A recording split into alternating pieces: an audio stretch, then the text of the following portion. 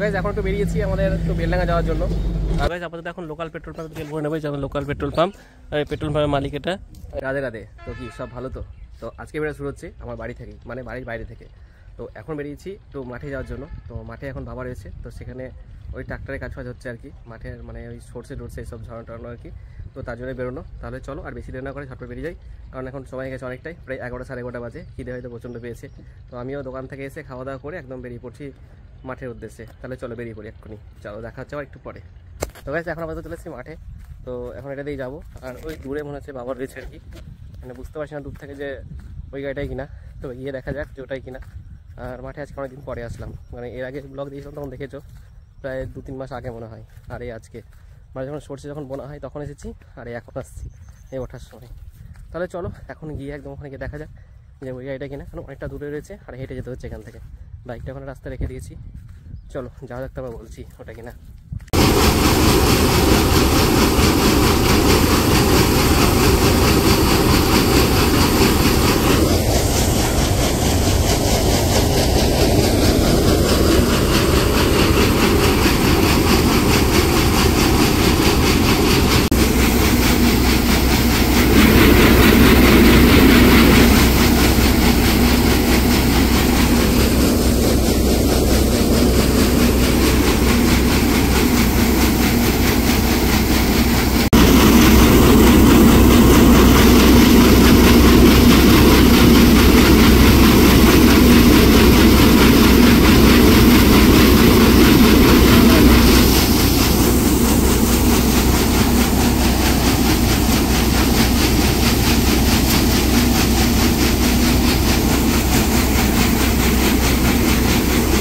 আমাদের মাঠে খাবার দেওয়া হয়ে গেছে, বাকি কমপ্লিট।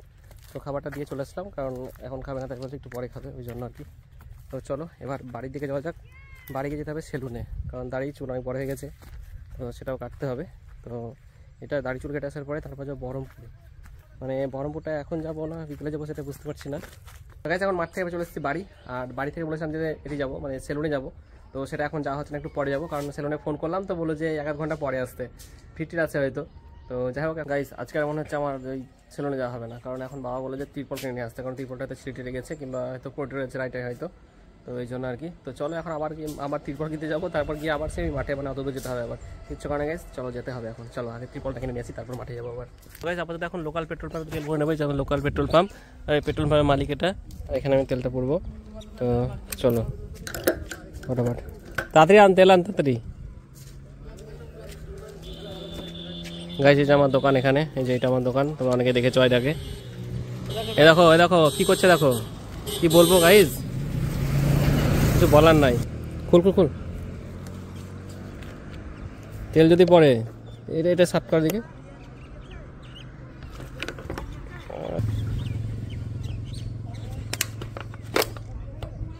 চলো গাইস তেল পড়া হয়ে গেছে, এখন যাবো একদম ওই ত্রিপলটা কিনতে, তারপর যাবো মাঠে আবার।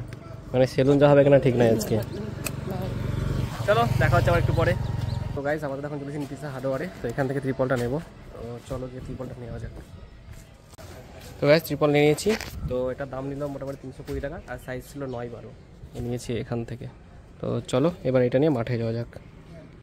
তো গাইস যাই হোক এখন ত্রিপলটা দিয়ে চলে আসলাম। এবার সেলুনে যাবো, কারণ এবার 1 ঘন্টা হয়ে গেছে, বলেছি 1-1.5 ঘন্টা পরে যাওয়ার জন্য। তো মোটামুটি 1 ঘন্টা হয়ে গেছে, এবার সেলুনে যাওয়া যাবে। তো চলো এবার আর বাড়ি যাবো না, এখন এখান থেকে ডিরেক্ট যাবো সেলুনে, কারণ সেলুনটা এদিকেই পড়বে, আর বাড়ি গেলে আবার দেরি হয়ে যাবে। তো চলো আগে সেলুন থেকে ঘুরে আসি। তো গাইস এখন একটু বেরিয়েছি আমাদের একটু বেলডাঙ্গা যাওয়ার জন্য, কারণ বেলডাঙ্গা যেতে হতে ব্যাপারটা আমরা ভুলে গেছিলাম, কারণ একটা মানে ওয়েডিং ফটোগ্রাফির জন্য আমাকে যেতে বসে দেখা করতে। তো তখন মানে মনেই ছিল না যেতে হবে আর কি। তো যখন সেলুনে বসেছিলাম তখন একটা ফোন আসলো যে আসার কথা ছিল, তো আসলে না এখনও। ব্যাপারটা তো আমি ভুলে গেছিলাম যে যেতে হবে বলে। তাছাড়া আজকে সকাল থেকে মোটামুটি কাজ ছিল ভালোই, ওই জন্য আর কি ভুলে গেছিলাম।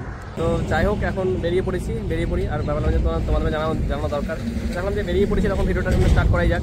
তো সুতরাং এখন বেরিয়ে পড়েছি আর যাচ্ছি সুন্দর দিকে লেন্সটা আনতে।